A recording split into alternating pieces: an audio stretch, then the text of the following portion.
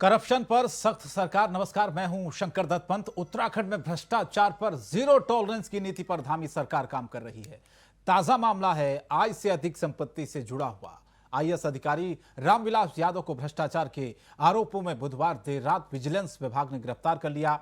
Vigilance ने IAS अधिकारी रामविलास यादव पर यह आरोप है कि उन्होंने आय से 500% अधिक संपत्ति बनाई थी। आपको बताएं कि सीएम धामी ने भ्रष्टाचार के खिलाफ सख्त कार्रवाई के निर्देश दिए थे, जिसके बाद आईएएस रामविलास यादव को दिन भर की पूछताछ के बाद गिरफ्तार किया गया। बताया जा रहा है कि रामविलास यादव इस पूछताछ में ठीक से सवालों का जवाब देने के बजाय अधिकारियों को उलझाते रहे। विजिलेंस विभाग ने रामविलास यादव को पूछताछ के लिए भी तलब किया था, लेकिन रामविलास यादव ने समन पर ध्यान नहीं दिया था। गिरफ्तारी से बचने के लिए रामविलास यादव ने उत्तराखंड हाईकोर्ट में भी एक याचिका दायर की थी। कोर्ट ने उन्हें राहत नहीं दी थी और विजिलेंस विभाग के सामने बयान दर्ज कराने का आदेश दिया था। तो आखिरकार रामविलास यादव को गिरफ्तार कर लिया गया है और इसके साथ ही उत्तराखंड में अब इसी मुद्दे पर सियासत भी शुरू हो गई है। क्या कुछ प्रतिक्रियाएं आई हैं, सुनिए। सबसे पहले हमारे आईएएस अधिकारी हैं रामविलास यादव जी, ये इनके विरुद्ध हमें मुकदमा दर्ज करने की अनुमति जब मिली थी मई 2022 में, उसके बाद से लगातार हम लोगों ने इनकी संपत्तियों पर कि कहाँ पे इनकी संपत्ति कैसे, क्योंकि हमने शुरुआत की अपनी प्रिलिमिनरी इंक्वायरी में ये पाया था कि इनकी संपत्ति आय से अधिक जो है वो 522% के करीब आ रही थी, जो कि काफ़ी अधिक थी। तो इसलिए हमने शासन से अनुमति मांगी थी कि इसमें हमें मुकदमा दर्ज करने की परमिशन मिले, जो हमें मिल गई। उसके बाद हमने जो जांच की, तो जांच में हमें कई सारे ऐसे दस्तावेज मिले जो उनके घरों के छापे से भी मिले, जो कि ऐसे थे जिससे कि हम इनके भ्रष्टाचार के ऊपर काफ़ी मतलब साक्ष्य जिसको कहते हैं मिला हमें। तो उसके आधार पे हमने इनको दबिश दी इनके घरों पे और इनको पूछताछ के लिए बुलाया। जब ये आए तो इन्होंने जो सवाल हमने किया उसका ये जवाब संतोषजनक नहीं दे पा रहे हैं, क्योंकि इनके पास कई सारे ऐसे दस्तावेज हैं जिनका कि इनके पास कोई जवाब नहीं है। माननीय मुख्यमंत्री श्री पुष्कर सिंह धामी जी ने राज्य में भ्रष्टाचार पर एक और करारा प्रहार किया है। आईएएस अधिकारी डॉक्टर रामविलास यादव, जिन पर आय से अधिक संपत्ति जुटाने और सेवा नियमावली का उल्लंघन करने के आरोप हैं, को पद से निलंबित कर दिया गया है। ये माननीय मुख्यमंत्री जी की भ्रष्टाचार के खिलाफ जीरो टॉलरेंस की नीति का एक और प्रमाण है। रामविलास यादव तो उत्तर प्रदेश कैडर के आईएएस हैं और उत्तर प्रदेश से उनकी जांच चल रही थी। उत्तर प्रदेश के वो नौकर हैं, उत्तराखंड का तो उनका कोई लेना देना था नहीं। सारी जांच तो उत्तर प्रदेश के समय से उनकी चल रही थी। यहाँ की सरकार ने कोई नया नहीं किया, कोई बहुत बड़ा कमाल नहीं कर दिया है। और जहाँ तक गणेश जोशी जी की बात है कि उन्होंने कहा कि हमारे पास कई रामविलास यादव हैं, तो मैं तो ये पूछना चाहता हूँ रामविलास यादव हैं कहाँ? विगत 5 वर्षों से 6 वर्षों से उनकी सरकार उत्तराखंड में काम कर रही है। जीरो टॉलरेंस की बात करते हैं। अगर ऐसे कहीं है तो ये कहाँ छिपा के रखे हैं? कृपया उनको भी बाहर निकालिए। रोज अखबारों में हम देखते हैं कि बड़े बड़े घोटाले सामने आ रहे हैं, लेकिन कोई कार्रवाई अभी तक नहीं हुई। इस घटना के बाद ये जो कार्रवाई हुई है, हमको उम्मीद है कि सरकार अन्य लोगों पर जो सहकारिता में उनके डिस्ट्रिक्ट कोऑपरेटिव बैंक के अध्यक्ष और यहाँ तक कि उसकी जांच मंत्री तक पहुँच चुकी है, उनके खिलाफ भी कार्रवाई करेगी।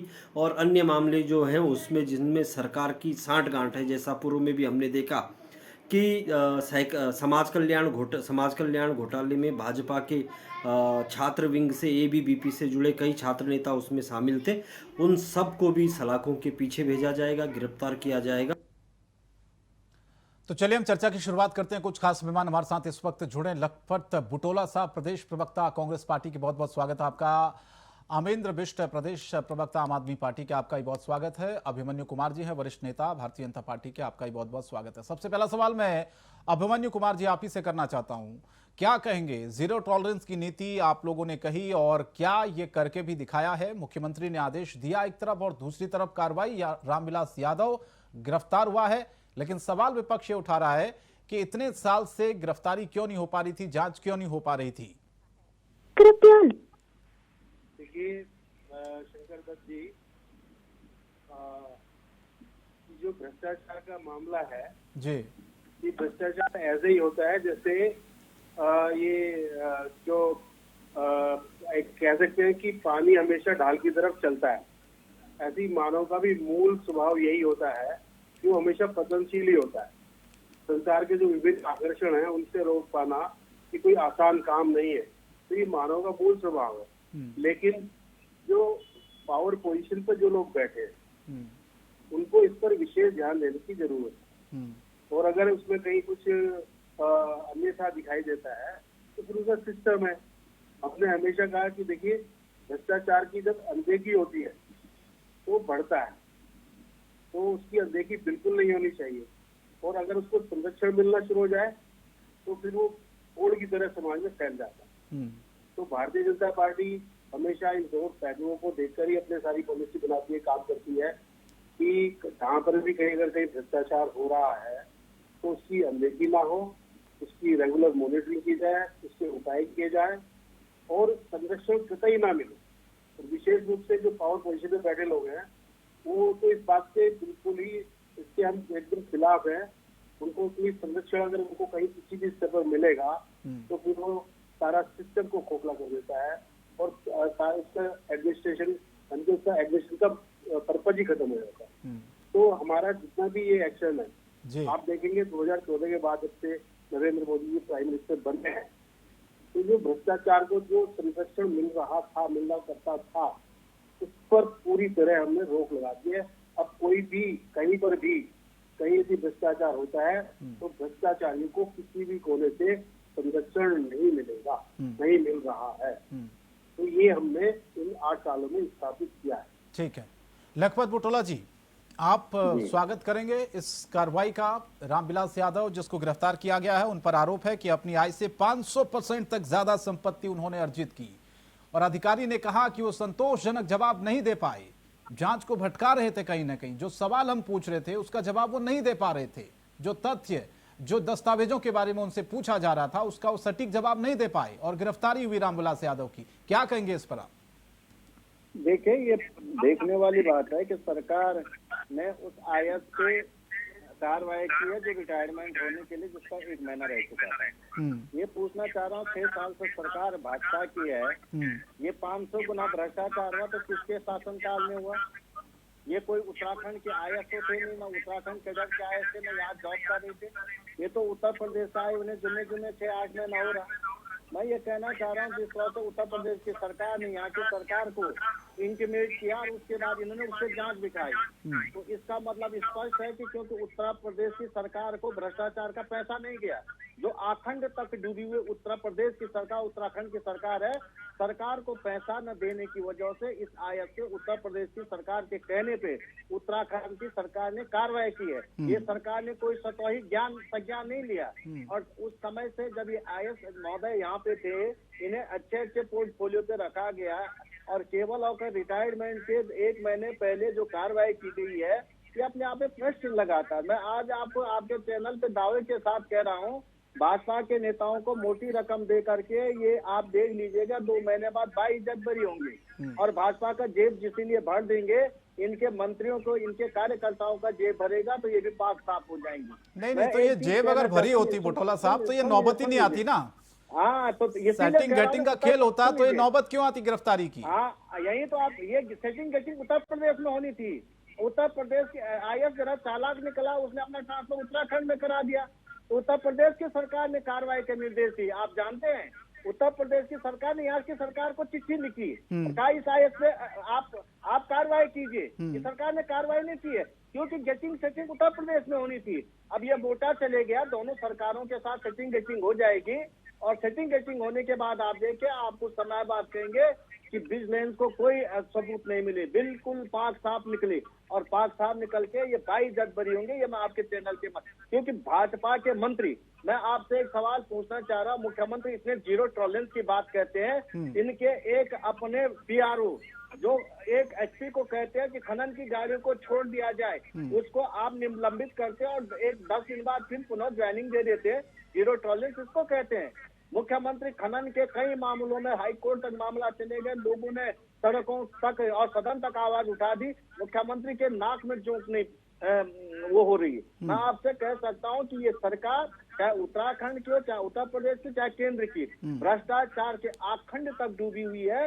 और मैं आपसे कह सकता हूं कि एक व्यक्ति पे जिस तरह से इन्होंने अंडर 74 के अंदर कहा था कि ये तो देश के अंदर सबसे बड़ा कार्रवाई है, हम इसमें सीबीआई जांच करेंगे। लेकिन केंद्रीय मंत्री ने जैसे कहा कि आपकी हिम्मत कैसे है सीबीआई जांच की, तुरंत सरकार ने यू टर्न लिया और 1.5 साल बाद पता चला कि जिन आईएएसओं को ये कह रहे थे हम सस्पेंड कर रहे हैं, उन आईएएसओं को मलाईदार पदों पे लिया गया। मुख्यमंत्री के सबसे नजदीक है कि नहीं वो आज की डेट में? नहीं है तो आप बता दीजिए। वो प्रमुख पोर्टफोलियो पे है नहीं है जिनको ये कहते हैं कि हमने इनको निलंबित कर दिया, इनको हमने हटाने का काम कर दिया। जीरो टॉलरेंस की बात कहते थे और 6 महीने बाद क्या हुआ? उन्हीं अधिकारियों को आपने अपने सरकार का मुख्य हिस्सा बना दिया, वसूली मास्टर बना दिया उनको। और आज आपके सबके चेते आप देहरादून के अंदर जिस तरह से आप देखोगे कि स्मार्ट सिटी के नाम पे करोड़ों का, हजारों करोड़ों का घोटाला हो रखा है। देहरादून के एक सड़क पे काम पूरा नहीं हो पाया, बरसात आने को हो गई।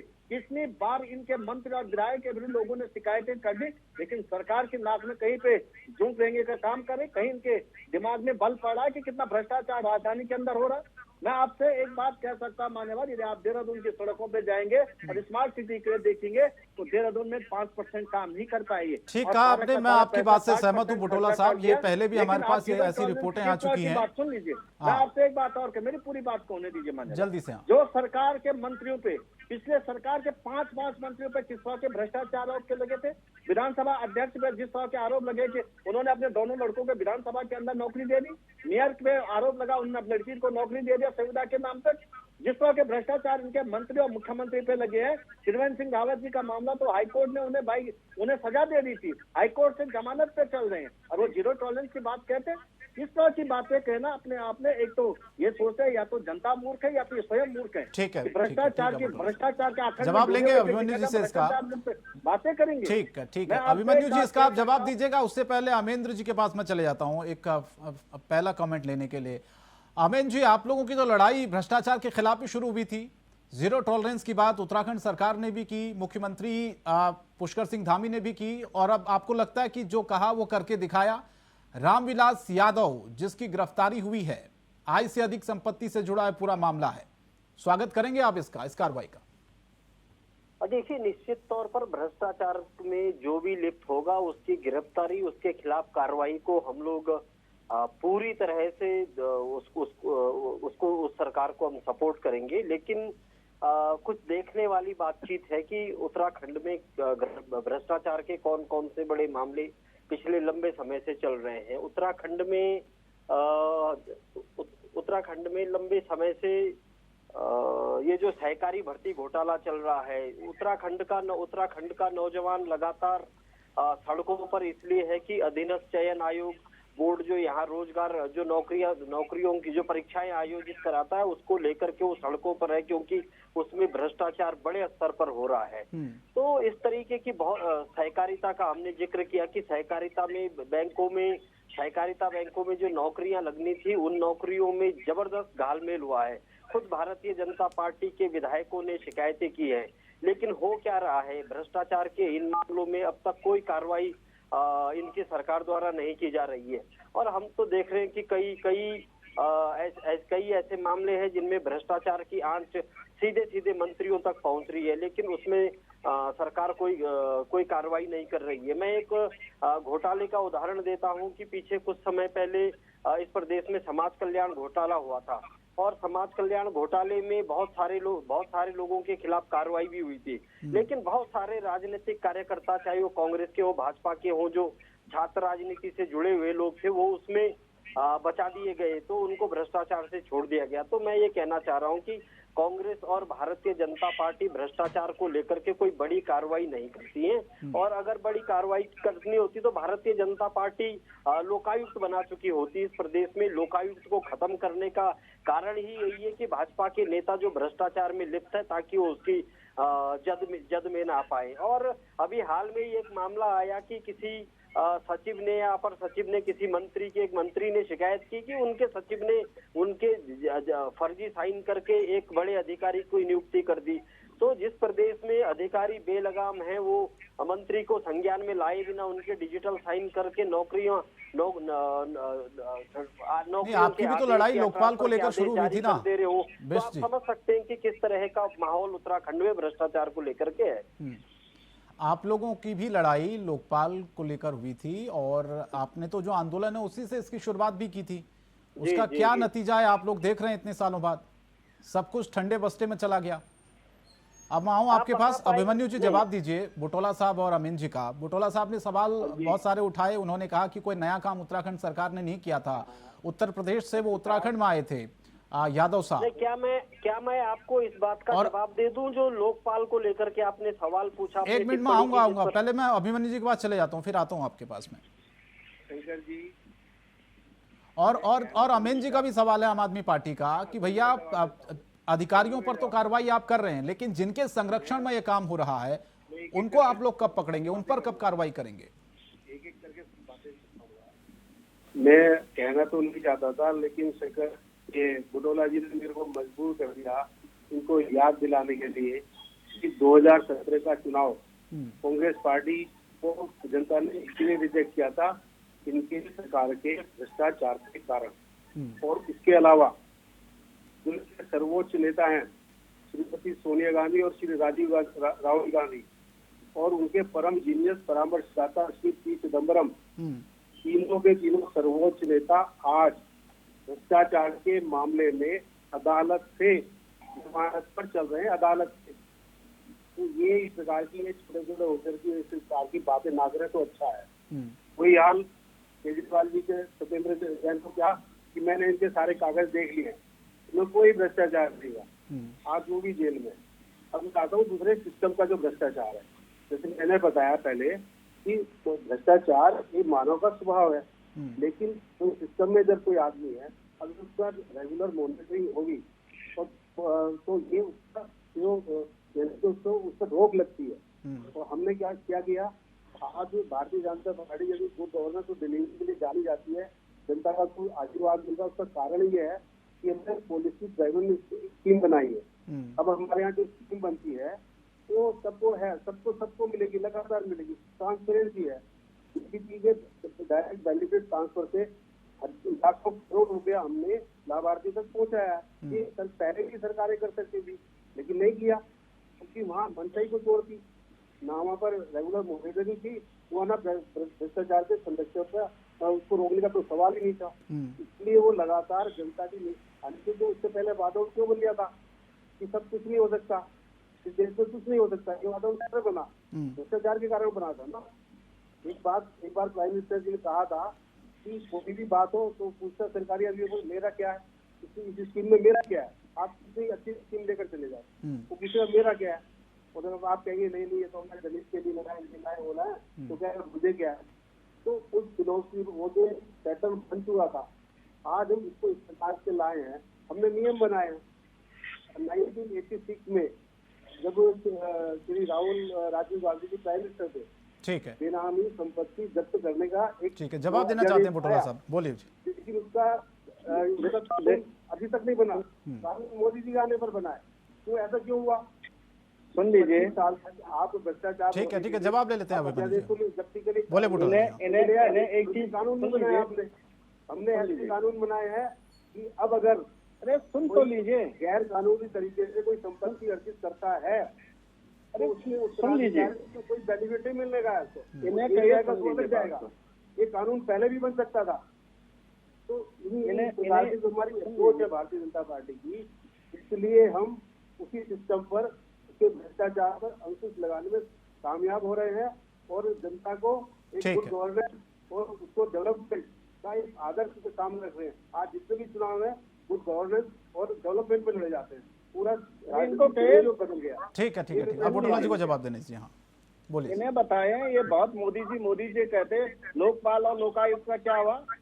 अरे सोनिया गांधी राहुल गांधी की बात करो ना, सुन लीजिए, मैं बात सुन लीजिए, जमानत पर चल रहे अदालत से, अरे सुन लीजिए, पहले उनकी बात बताओ ऐसा क्यों हो रहा है? अरे सुन लीजिए, मैं उसमें जवाब दे रहा हूँ, बात कर रहे हैं। अरे इनको सुन लीजिए, पी चिदम्बरम जो फाइनेंस मिनिस्टर थे, होम मिनिस्टर थे, आज वो सुन तो लीजिए ना, जमानत पर चल रहे हैं ना। अरे सुन लीजिए, पहले अपना घर को संभाल लो भाई। अरे सुन तो लीजिए, भ्रष्टाचार को संरक्षण देंगे, आप भ्रष्टाचार को रोक लेंगे। अरे सुन तो लो, मैं बताता हूँ। आपने कहा कानून, आपने बताया। अरे सुन तो लीजिए, राजीव गांधी कानून लाए, क्यों नहीं बनाए? क्यों नहीं हुआ? सुन तो लीजिए, क्यों नहीं कानून बने? अरे इन्हें चुप करवाए। आप एक ऑफिसर को इनको कहीं चुप रहे जरा, सुन लो जो आपके जो श्रद्धे हैं प्रणेता हैं उनकी बात करो ना, क्यों जमानत पर है? भ्रष्टाचार मैं बता रहा हूं जमानत पर है, अदालत से जमानत पर है, किस मुंह से आप बात कर रहे हैं? अरे सुन तो लीजिए, ये भाजपा बेशर्मी थोड़ी, आरएसएस का ऑफिस थोड़ी जो बेशरम होकर के झूठ बोलेंगे चैनल पे। मैं तो बात सुन लो, रखा है ना आपको। आप बात कर नेशनल हेराल्ड क्या जानते हैं आप? अदालत से नेशनल जमानत हेराल्ड पर के चल बारे रहे में हैं सुना? ना। अरे तुम्हारी तो देशद्रोही नहीं है, हाँ या ना? पास माफी मांगता हो, अंग्रेजों से मिलकर गुलामी करते हो, क्या योगदान है तुम्हारे देश काहे की का? गुलामी? क्या योगदान है हिंदुस्तान को बनाने में? क्या योगदान है संविधान को बनाने में? चैनलों पे चिल्लाते हो, आप भ्रष्टाचार अरे की बात करो, जानते हैं 7 तड़ी पार रह चुके हैं। अरे पता नहीं वोट 7 तड़ी पार वोट रह चुके हैं। तड़ी पार किसको कहते हैं? जो गृह मंत्री बना रखे तड़ी पार रह चुके, तड़ी पार किसको कहते हैं? जानते हैं समाज को तड़ी पार जो समाज में रहने लायक नहीं होता है। भाई और सुप्रीम कोर्ट ने तड़ी पार बनाया है। अरे हंसने इतनी बेशर्मी मत कीजिए, अरे हंसिए मत, ये बेशर्मी मत दिखाई चैनलों पे। सुन लीजिए, उनको तो कोर्ट में भरोसा नहीं है। अरे सुप्रीम कोर्ट ने तड़ी पार किया उनको, सुप्रीम कोर्ट ने, सरकार ने नहीं किया। अरे बेशर्मी मत कीजिए, अरे बेशर्मी मत, आप सुन लीजिए, और मैं दूसरी बात सुन लीजिए। अरे पूरी बात सुनो। अरे फैसला आ गया, उन्हें दोषी करार दिया, सुन लीजिए, अरे सुन लीजिए, दोषी करार दिया, दोषी करार दिया। क्या बातें कर रहे हैं आप? दोषी करार दिया, तो याद है क्या उन्हें सजा हो गई? जिस तरह जब नॉलेज नहीं है, बताओ चैनल पे, अरे इन लोगों को कि पढ़ लिख के आए आरएसएस के ऑफिस से पढ़ के मत आए, ज्ञान बढ़ाए, देश के किताब पढ़े, इतिहास को पढ़िए, अपना ज्ञान बढ़ाए, बुद्धि को शुद्ध कीजिए, ये बुद्धि को शुद्ध कीजिए, ज्ञान बढ़ाइए, नॉलेज बढ़ाओ। पहले नॉलेज बढ़ा क्या हो? नॉलेज बढ़ाओ, नॉलेज बढ़ाओ, नॉलेज सुन लीजिए, नॉलेज। अच्छा ठीक है, अमीन विज जी, कुछ नहीं होता है। अमीन जी, ये अगर आप लोग ये कह रहे हैं, कांग्रेस पार्टी ये कह रही है कि भी उत्तर प्रदेश सरकार ने कुछ दस्तावेज भेजे थे उत्तराखंड सरकार को, उसके बाद ये कार्रवाई हुई है। कार्रवाई तो हुई ना, इसका तो स्वागत करना होगा ना हमको। अरे मेरी बात सुन लीजिए, पूरी बात। इन्होंने कहा राहुल गांधी जी सोनिया गांधी, वैसे उत्तराखंड की आपने बात की थी, मैं 2 बातें इनको स्पष्ट कर अदालत से जमानत पर है वो। अरे सुन तो लीजिए, इनको कहीं चुप रहे हैं, सुन लीजिए, जब सवाल किया जवाब सुने। पहली बात है, मान्यवर कोई जमानत पे है, इसका मतलब ये नहीं कि उसको सजा हो चुकी है तो इसका मतलब वो दोषी है, ये सिद्ध नहीं होता। ये कानूनी कार्रवाई की एक प्रक्रिया है, और यदि उन्हें दोषी सिद्ध होते हैं, यदि उन पे कोर्ट कहते हैं वास्तव में भ्रष्टाचार हुआ है और उन्हें सजा होती है, तो मैं समझता हूँ कि निश्चित रूप से चिंतनीय है। लेकिन पहली बात है। दूसरी बात, इनको सुनने मालूम, ये हंसते हैं, नेशनल हेराल्ड क्या है? आपकी तरह चोट चकारा नहीं था नेशनल हेराल्ड। नेशनल हेराल्ड का इतिहास पढ़िए, उसका स्वर्णिम इतिहास पढ़िएगा। और तुम जैसे हंसने वाले लोग अंग्रेजों के दलाल होते थे और मुस्लिम लीग के साथ आप सरकार बनाते थे, 3 राज्यों में सरकार बनाए, 6 बार चिट्ठी लिख के माफी मांगे, और चैनलों पे आके हंसते हो। ये शर्म बेशर्मी करते हो। देश के इतिहास में क्या योगदान है? संविधान बनाने में क्या योगदान है? संवैधानिक ढांचे को बनाने में क्या योगदान है? और उस परिवार को सवाल उठाते हो जिस परिवार की 3 पीढ़ियों ने इस देश के लिए 3 पीढ़ियां खपा दी, उन पर सवाल उठाएंगे, उन पे सवाल उठाना चाहते हैं। अरे सूरज पे थूकोगे मुंह पे आएगा। वो परिवार है जिसने देश की आजादी के लिए सबसे ज्यादा ठीक है, अमीन जी को चर्चा में लाना चाहते हैं। अमीन जी, आपको मेरी आवाज अगर आ रही है, उस परिवार पे सवाल उठाना चाहते हैं। अरे आप सोचे कि अंग्रेजों के दल्लू करके, अमेंद्र जी आप सुन पा रहे हैं मेरे को? अंग्रेजों के दलाली करके, और आप आज राजनीति में आए हो हिंदुत्व का नाम लेकर के और छलने का काम करते हो, और उस पर भी आपको हंसी आते है, उस परिवार पे प्रश्न उठाते हो जिस परिवार की 3 पीढ़ियों ने देश की आजादी से लेकर और देश के स्वर्णिम का आधुनिक भारत बनाने में अपनी पीढ़ियां खपा दी, अपना पूरा सर्वस्व निछावर कर दिया, अपना सारा कुछ देश के लिए लगा दिया। उन पर सवाल उठाना चाहते हैं। नेशनल हेराल्ड का इतिहास पढ़िए, नेशनल हेराल्ड क्या उसमें पढ़िए, उसको पढ़िए, और उसको पढ़ने के बाद पता कीजिएगा देश के लिए 37 बैठ चुके हैं आप समझ गए? क्या योगदान है आपका? परिवार की बातें करते हो ना? अरे क्या परिवार में आजादी दिलाई, अरे क्या योगदान है सावरकर का? क्या योगदान है? पूछना चाहता क्या योगदान है सावरकर का? आरएसएस का क्या योगदान है? 6 बार माफी मांगते हो, अंग्रेजों के दल्लू बनते हो, देश के लिए दल्लू बनते हो, गाली करते हो अंग्रेजों की, और उसके बाद देश का इतिहास बताते हो। 565 सियासतों को मिला के हिंदुस्तान बनाया। अदालत से जमानत पर चल रहे हैं। 565 सियासतों को मिला के हिंदुस्तान बनाया है। तुम्हारी तो नहीं झूठे जुमले देकर के बनाया। अरे अपनी पीढ़ियां खोई लोगों ने परिवार खोए। चले ठीक है, मैं अमेंद्र जी, आपको अगर मेरी आवाज आ रही है, और ये दान देने के बाद लोगों ने अमेंद्र जी अगर आपको मेरी आवाज आ रही है तो मेरा सवाल ये है कि सरकार ने कहा कि भैया भ्रष्टाचारियों की खैर नहीं है और वो करके भी दिखा रही है, फिर प्रश्न क्यों उठ रहा है आप लोगों के मन में, शंका क्यों है कि निष्पक्ष कार्रवाई नहीं होती है, भ्रष्टाचारियों पर लगाम नहीं कसी जाती है? तो जीरो टॉलरेंस सरकार ने कहा और करके दिखाया। देखिए मैं पूछना चाह रहा हूँ कि आप नेशनल हेराल्ड का इतिहास पढ़िए, उसके बाद आपको शर्म आएगी सरकार पे। एक मिनट में दोनों को रोक रहा हूँ। अमेंद्र जी से मेरा सवाल, अमेंद्र जी बोलिए। क्या करता हूँ कि तो देश के लोकतंत्र से लेकर इस देश के संवैधानिक संस्थाओं से लेकर इस देश के स्वर्णिम विकास और आधुनिक हिंदुस्तान को बनाने के लिए कांग्रेस ने एक पिरोने का काम किया है। 565 रियासतों में आसों को मिलाकर के हिंदुस्तान बनाया है। ये हिंदुस्तान तुम्हारी तरह नहीं था। चले ठीक है, तुम करना चाहते हो और ये इतिहास बना। चले ठीक है, सवाल था भ्रष्टाचार को लेकर, सवाल था जीरो टॉलरेंस की नीति को लेकर। सरकार ने कहा कि हमने जीरो टॉलरेंस की नीति को लेकर जो बातें कही वो करके दिखाया और जो भ्रष्टाचार करेगा उसको बख्शा नहीं जाएगा।